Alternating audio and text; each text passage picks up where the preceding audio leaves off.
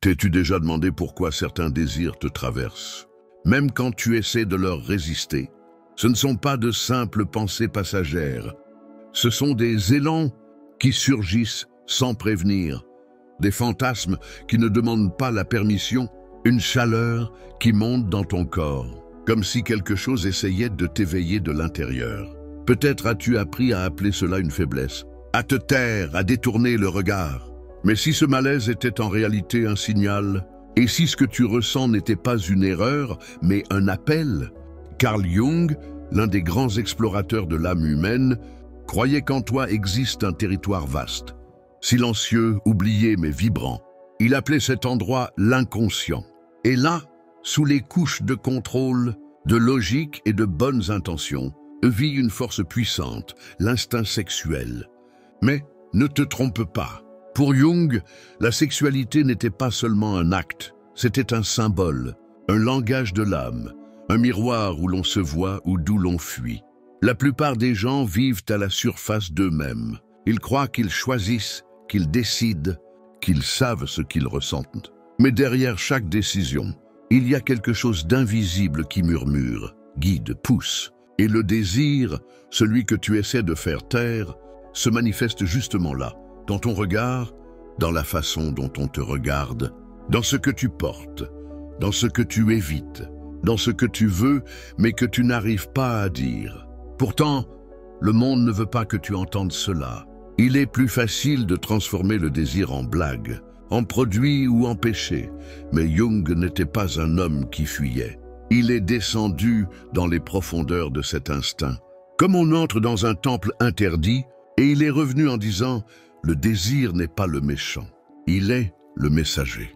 Ce malaise que tu ressens n'est pas contre toi. Il indique où ça fait mal, où ça manque, où tu t'es perdu de toi-même. » C'est pourquoi ce chapitre s'appelle « L'appel au réveil ». Parce que le vrai voyage commence quand tu cesses de fuir et que tu commences à écouter, mais écouter ce que le désir veut te dire. Le monde va essayer de te donner des réponses toutes faites. C'est mal, c'est immoral, c'est une faiblesse. Mais l'inconscient ne parle pas avec des mots. Il parle par les symptômes, les impulsions, le silence. Plus tu l'ignores, plus il fait de bruit. Pour Jung, le désir refoulé pourrit. Le désir nié devient compulsion. Mais le désir compris devient conscience. C'est ton premier pas, reconnaître qu'il y a quelque chose de plus grand que ta volonté à l'œuvre, en toi, et que ce quelque chose ne veut pas te détruire, mais t'éveiller. Alors respire, regarde à l'intérieur, car cet appel n'est pas venu par hasard. Peut-être, juste peut-être, est-il temps de cesser, de combattre le désir et de commencer à écouter ce qu'il veut te révéler. Après l'appel, vient l'affrontement. C'est lorsque le héros entre dans la forêt sombre, celle où le chemin n'est plus visible et où il ne reste qu'à suivre l'instinct.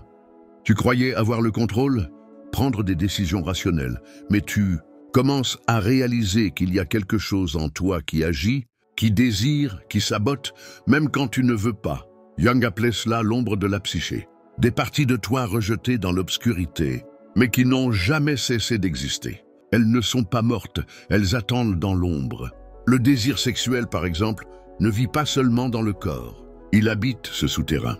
Et quand tu essayes de le faire taire, il trouve d'autres chemins. Il devient anxiété, compulsion, décision que toi-même tu ne comprends pas. Non, ce n'est pas une faiblesse, c'est un langage. C'est l'inconscient qui essaie d'être entendu de force. La plupart des gens croient qu'ils pensent clairement, mais l'essentiel de l'esprit est ombre. Une décision qui semble logique naît souvent d'une blessure jamais guérie. Et le désir, quand il n'est pas accepté, s'infiltre partout. Il se cache dans les gestes, se déguise en addiction, crie dans le silence. Depuis l'enfance, on nous apprend à nous méfier du toucher, à craindre le plaisir, à surveiller notre propre corps comme s'il était une menace. Chaque vice porte une absence, chaque fantasme un cri, chaque relation chaotique est un appel à l'aide. Mais pour entendre, il faut cesser de fuir, cesser de transformer le désir en symptôme, cesser de chercher un soulagement immédiat, cesser de prétendre que tout va bien car ce n'est pas le cas, et c'est acceptable que ce ne soit pas le cas. C'est le moment de la traversée où le héros ne lutte plus pour vaincre. Il s'assied sur le sol dans l'obscurité et dit enfin « Je suis prêt à écouter ». Et là, sans masque, sans excuse, sans fuite, commence la guérison. Pas celle qui efface le désir, mais celle qui le réintègre, car le désir ne cherche pas à te dominer. Il veut te montrer où ça fait encore mal. Il veut te montrer qui tu as oublié d'être. Après le chaos, quelque chose commence à naître. Pas un soulagement immédiat, pas une guérison rapide, mais quelque chose de plus rare, la conscience. Tu ne veux plus fuir, tu ne veux plus t'anesthésier. Maintenant, tu veux comprendre pourquoi le désir, celui qui te brûlait, qui semblait te dominer, essayait en réalité de te guider. Il ne voulait pas te faire tomber. Il voulait te montrer le chemin que tu devais emprunter. Jung disait que le sexe, dans sa profondeur, n'est pas une fin mais un symbole, un pont, un rite qui relie le visible à l'invisible, le conscient à l'inconscient. Tu commences à comprendre que la façon dont tu te relates en dit long sur ce qui te manque encore. Tes choix révèlent tes blessures, tes désirs montrent tes carences, et tout cela est un langage. Tout cela est une invitation, l'individuation. Jung appelait ainsi le processus de devenir qui tu es vraiment. Pas ce qu'on t'a appris à être, pas ce qu'on attend de toi, mais ce que tu es déjà en totalité. Et sur ce chemin, le désir cesse d'être un ennemi à vaincre. Il devient un phare. Ta sexualité n'a plus besoin de se cacher. Elle peut sortir du sous-sol et respirer. Elle peut cesser de supplier et commencer à s'exprimer. Tu ne désires plus par manque, tu désires par présence. Et le corps, qui était auparavant un champ de culpabilité, devient un temple, devient une maison. Tu ne touches pas l'autre pour fuir de toi. Tu touches parce que tu es déjà en toi. Et cela change tout. Le sexe cesse d'être une soupape d'échappement, devient une communion, plus une urgence mais un geste sacré.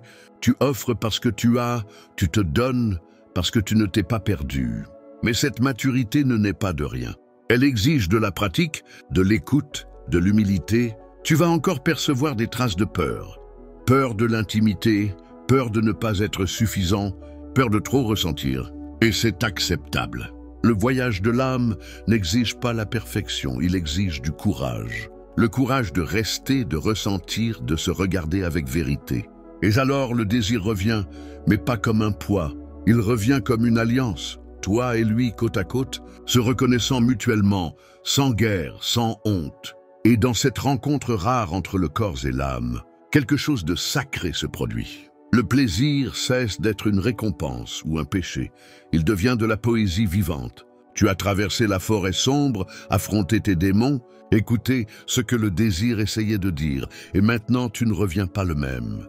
Le monde est le même, mais ton regard ne l'est pas. Parce que maintenant, tu ne désires plus pour combler, tu désires pour exprimer. Avant, le désir semblait un monstre. Maintenant, il marche à tes côtés comme un allié, silencieux, fort, vivant. Le sexe qui te confondait auparavant te révèle aujourd'hui. Tu as compris, il n'y a pas d'erreur à ressentir. L'erreur est de prétendre ne pas ressentir. Le désir n'a jamais été un problème, il a été un portail. Et Jung le savait. Il nous disait que lorsque le désir est intégré, il ne te domine pas, il t'illumine. Il devient art, présence, création. Tu n'as plus besoin de la validation de l'autre. Car maintenant tu te vois, tu t'accueilles. Tu te suffis et donc tu débordes. Lorsque deux personnes qui débordent se rencontrent, le sexe devient un rite, pas un rituel moral mais symbolique. Un échange entre deux êtres entiers, pas de vide, essayant de se couvrir. Le plaisir n'est plus une récompense ni une dépendance, c'est le langage de l'âme. Lorsque le cœur est présent, le corps danse avec sens. Et lorsque l'esprit se calme, l'instinct trouve sa place. Mais rien de tout cela ne serait possible si tu n'avais pas plongé. Tu as affronté le miroir sombre, regardé l'inconfort dans les yeux, touché tes hontes les plus profondes et, au fond, trouvé une étincelle de vérité. Maintenant, tu sais, le sexe n'est pas la fin. C'est le début, un rite, un miroir, un pont entre l'âme et la chair, l'instinct et la conscience, toi et toi-même. Et plus encore, cette réconciliation intime est aussi un acte collectif. Chaque fois que quelqu'un vit sa sexualité avec vérité, il donne la permission à d'autres de faire de même. Ta guérison intime devient une guérison symbolique. Ton retour se transforme en révolution silencieuse. Jung ne parlait pas du désir avec moralisme, il en parlait avec révérence. Parce qu'en parlant du désir, il parlait de l'âme, de sens, de retour. Et maintenant, avec les pieds fermes et le cœur éveillé, une question demeure. Quel est le véritable rôle du désir dans ton voyage? Peut-être qu'il n'a jamais essayé de t'éloigner de qui tu es. Peut-être a-t-il toujours voulu te ramener à la maison. C'est ici qu'apparaît le guide invisible, cette présence subtile qui a toujours été avec toi à l'intérieur, jamais à l'extérieur. Carl Jung l'appelait archétype. Ce sont des formes primordiales de la psyché, des images éternelles qui habitent l'inconscient collectif. Parmi elles, deux façonnent profondément ta façon d'aimer, de désirer et de souffrir, l'anima et l'animus. L'anima est l'image du féminin dans l'inconscient de l'homme.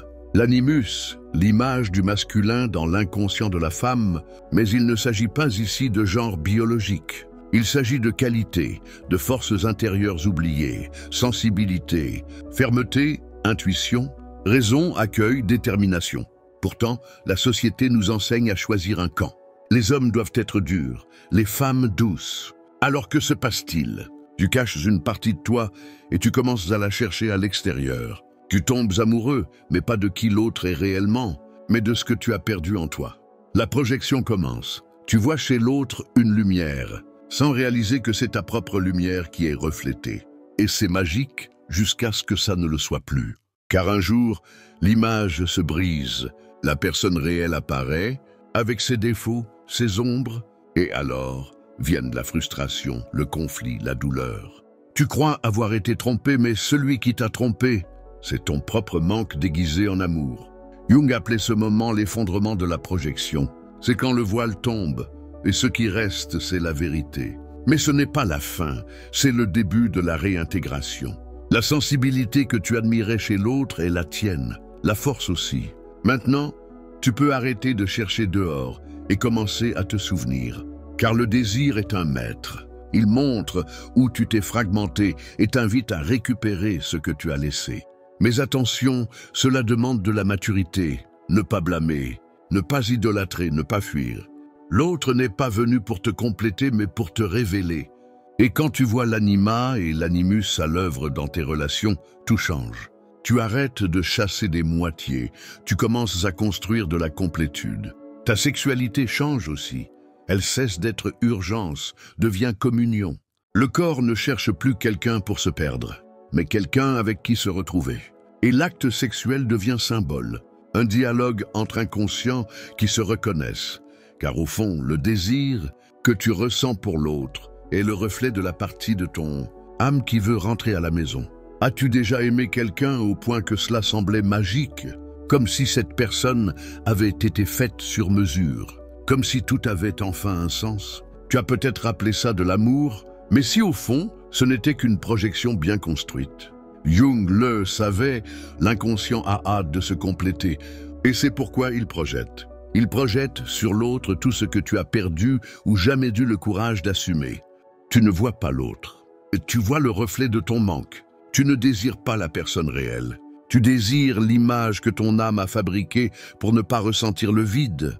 Et au début, tout semble magique. Le toucher s'accorde, le regard parle.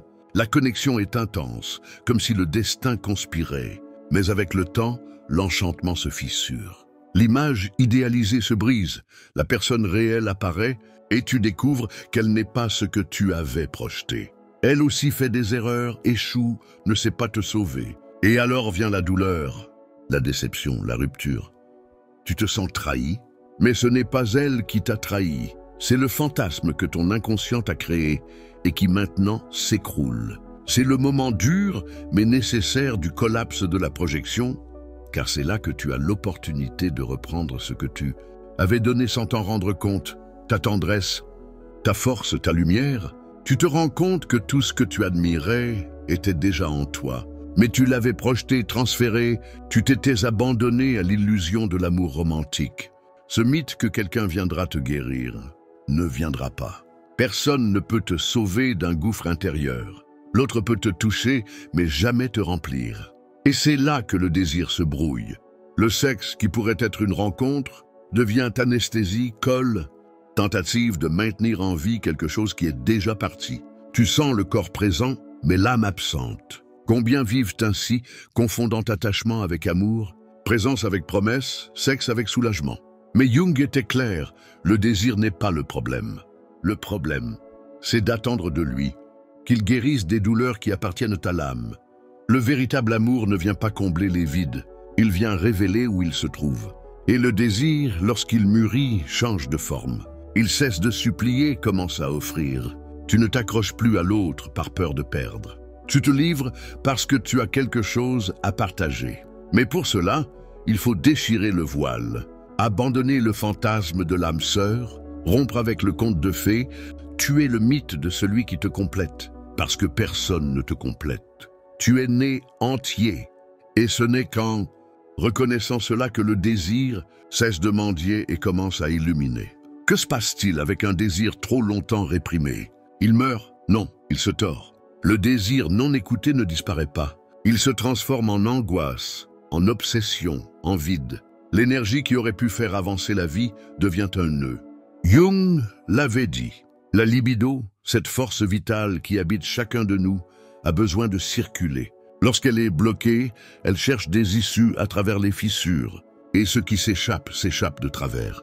Cela devient compulsion, addiction, relation en ruine, pensées qui tournent en rond. Tu ne sais plus ce que tu ressens. Tu sais seulement qu'il manque quelque chose. Et tu essayes de combler ce vide avec des corps, des promesses, des distractions. Mais rien ne suffit. Car ce qui manque n'est pas à l'extérieur, c'est à l'intérieur. Nous vivons entre deux extrêmes, l'hypersexualisation, qui transforme le désir en spectacle, et la répression, qui le transforme en culpabilité.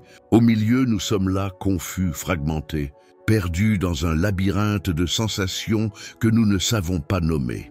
D'un côté, on nous vend le plaisir comme remède universel. De l'autre, on condamne ceux qui ressentent, comme si le désir était un défaut moral. Et dans ce chaos symbolique, le corps commence à crier, l'esprit s'emballe et l'âme se tait. Tu penses avoir des problèmes d'amour, mais ce que tu affrontes est plus grand. Un désir renié, demandant à être vu, accueilli, ramené à la maison. Et tant que cela ne se produit pas, l'histoire se répète. Tu t'attaches au même type, tu tombes dans les mêmes pièges. Tu réagis comme si tu vivais une pièce que tu n'as pas écrite, mais que tu connais par cœur. C'est ton inconscient qui tente de se faire entendre. Et il y a quelque chose ici, mais tu n'écoutes pas. Tu continues, une autre passion, une autre fuite, une autre chute, jusqu'au jour où tu es fatigué. Et dans cette fatigue, une fissure s'ouvre. Car la douleur n'est pas une punition, c'est un code. Chaque addiction porte une absence, chaque fantasme, un cri, chaque relation chaotique, une demande d'aide. Mais pour écouter, il faut cesser de courir, cesser de transformer le désir en symptôme, cesser de chercher un soulagement immédiat, cesser de faire semblant que tout va bien. Car ce n'est pas le cas, et c'est ok que ce ne soit pas le cas. C'est le moment de traverser où le héros ne lutte plus pour vaincre. Il s'assoit par terre, dans le noir, et dit enfin « Je suis prêt à écouter ». Et là, sans masque, sans excuse, sans fuite, commence la guérison. Pas celle qui efface le désir, mais celle qui le réintègre. Parce que le désir ne veut pas te dominer. Il veut te montrer où ça fait encore mal, te montrer qui tu as oublié d'être. Après le chaos, quelque chose commence à naître. Pas un soulagement immédiat, pas une guérison rapide, mais quelque chose de plus rare, la conscience. Tu ne veux plus fuir, tu ne veux plus t'anesthésier. Maintenant, tu veux comprendre. Parce que le désir, celui qui te brûlait, celui qui semblait te dominer, essayait en vérité de te guider. Il ne voulait pas te détruire. Il voulait te montrer le chemin. Jung disait que le sexe, dans sa profondeur, n'est pas une fin. C'est un symbole, un pont, un rite qui relie le visible à l'invisible, le conscient à l'inconscient.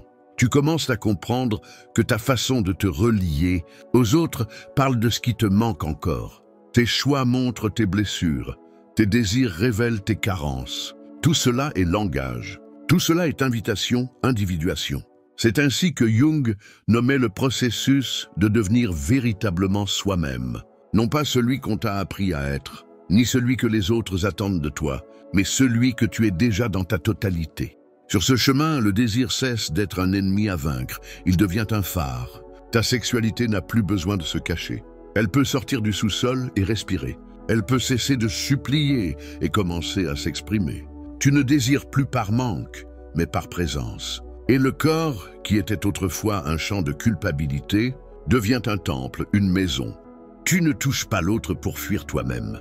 Tu touches parce que tu es déjà en toi. Et cela change tout. Le sexe cesse d'être une soupape de décompression, devient communion, non plus urgence, mais geste sacré. Tu offres parce que tu possèdes, tu te donnes parce que tu ne t'es pas perdu. Mais cette maturité ne naît pas de rien. Elle exige de la pratique, de l'écoute, de l'humilité. Tu remarqueras encore des traces de peur. Peur de l'intimité, peur de ne pas être suffisant, peur de ressentir trop, et c'est normal. Le voyage de l'âme n'exige pas la perfection, il exige du courage. Le courage de rester, de ressentir, de se regarder avec vérité. Et alors le désir revient, mais non plus comme un fardeau. Il revient comme une alliance, toi et lui côte à côte, se reconnaissant mutuellement, sans guerre, sans honte. Et dans cette rencontre rare entre le corps et l'âme, quelque chose de sacré se produit. Le plaisir cesse d'être une récompense ou un péché, il devient poésie vivante. Tu as traversé la forêt sombre, affronté tes démons, écouté ce que le désir essayait de te dire, et maintenant tu ne reviens pas le même. Le monde est le même, mais ton regard ne l'est pas. Parce que maintenant, tu ne désires plus pour combler, tu désires pour exprimer. Avant, le désir semblait un monstre. Maintenant, il marche à tes côtés comme un allié, silencieux, fort, vivant. Le sexe qui te troublait autrefois te révèle aujourd'hui. Tu comprends? Il n'y a pas d'erreur à ressentir. L'erreur est de prétendre ne pas ressentir. Le désir n'a jamais été un problème, il était un portail. Et Jung le savait. Il nous disait que lorsque le désir est intégré, il ne te domine pas, il t'illumine. Il devient art, présence, création. Tu n'as plus besoin de la validation de l'autre. Parce que maintenant tu te vois, tu t'accueilles, tu te suffis, et c'est pourquoi tu débordes. Lorsque deux personnes qui débordent se rencontrent, le sexe devient un rite, non pas un rituel moral mais symbolique. Un échange entre deux êtres entiers, non deux vides, essayant de se remplir. Le plaisir n'est plus une récompense ni une dépendance. C'est le langage de l'âme. Lorsque le cœur est présent, le corps danse avec sens. Et lorsque l'esprit se calme, l'instinct trouve sa place. Mais rien de tout cela n'aurait été possible si tu n'avais pas plongé. Tu as affronté le miroir sombre, regardé l'inconfort dans les yeux, touché tes hontes les plus profondes et, au fond, trouvé une étincelle de vérité. Maintenant, tu sais, le sexe n'est pas la fin. C'est le début, un rite, un miroir, un pont entre l'âme et la chair, l'instinct et la conscience, toi et toi-même. Et plus encore, cette réconciliation intime est aussi un acte collectif. Chaque fois que quelqu'un vit sa sexualité avec vérité, il donne la permission à d'autres de faire de même. Ta guérison intime devient une guérison symbolique. Ton retour se transforme en révolution silencieuse. Jung ne parlait pas du désir avec moralisme, il en parlait avec révérence. Jung ne parlait pas du désir avec moralisme, il en parlait avec révérence. Car en parlant de désir, il parlait de l'âme, de sens, de retour à soi. Et maintenant, les pieds bien ancrés et le cœur éveillé, une question demeure. Quel est le véritable rôle du désir dans ton cheminement? Peut-être qu'il n'a jamais voulu t'éloigner de qui tu es. Peut-être qu'il a toujours voulu te ramener à la maison.